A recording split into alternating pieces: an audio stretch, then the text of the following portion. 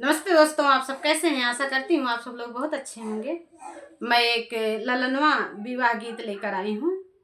बहुत ही प्यारा और दर्द भरा गीत है। और एक गीत ऐसा है, एक बेटी की विदाई होती है तो बेटी कहार से कहती है कि थोड़ी देर के लिए हमारे यहाँ डोला रख दो नैहर में, हम देखें हमारे घर के हमारे सब लोग क्या बोलते हैं। तो उसी पे ये गीत है। और बेटी की विदाई पे वैसे भी सबके आंख में आंसू आ जाते हैं, चाहे किसी की भी बेटी हो।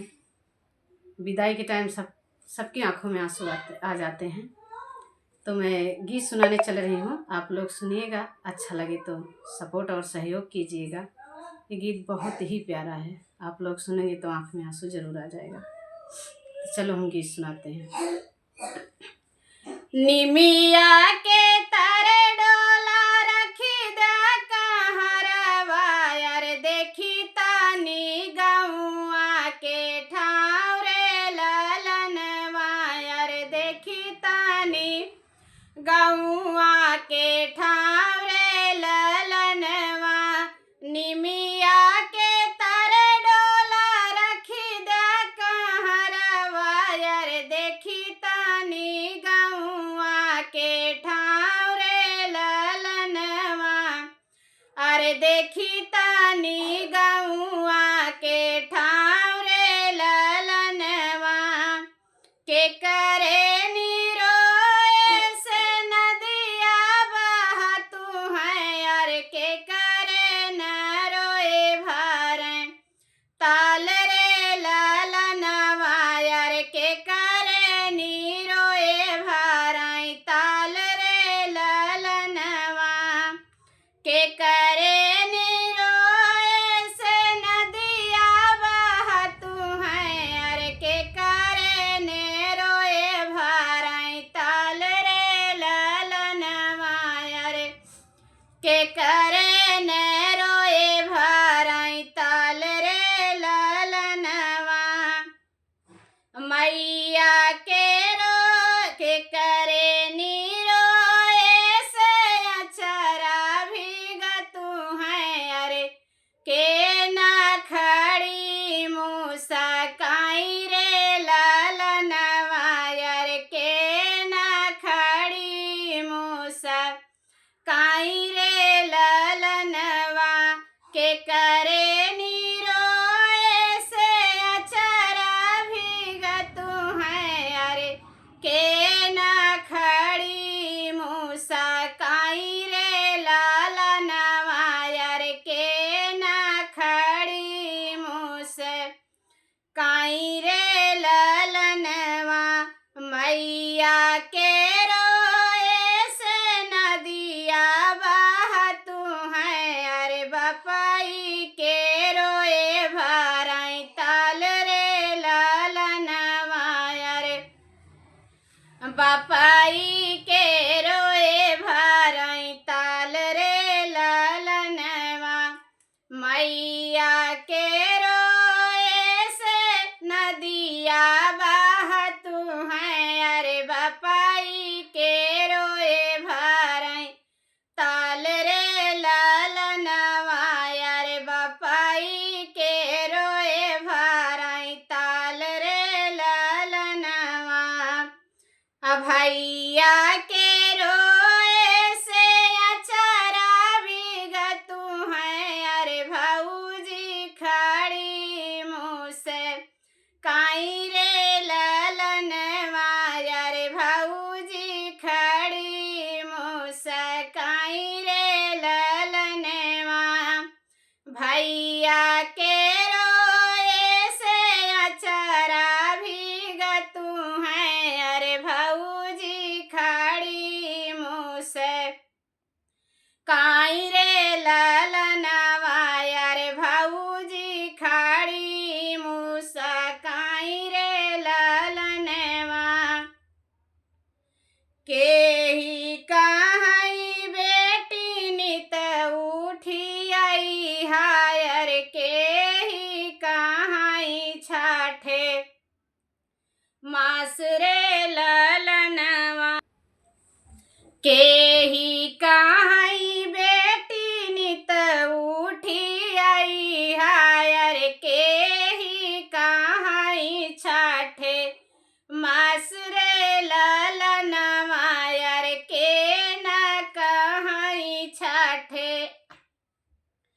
मासरे ललनवा के न कहई बहिनी सावन में आई है रे के न कहई कवन कमरे ललनवा रे के न कहई बहिनी सावन में आई है रे के ही कहई कावन कामरे ललनवा रे के ही कहई कावन कामरे ललनवा मैया कहई बेटी नित उठी आई है रे बापाई कहई छाठे मास रे ललनवा रे बापाई कहई छाठे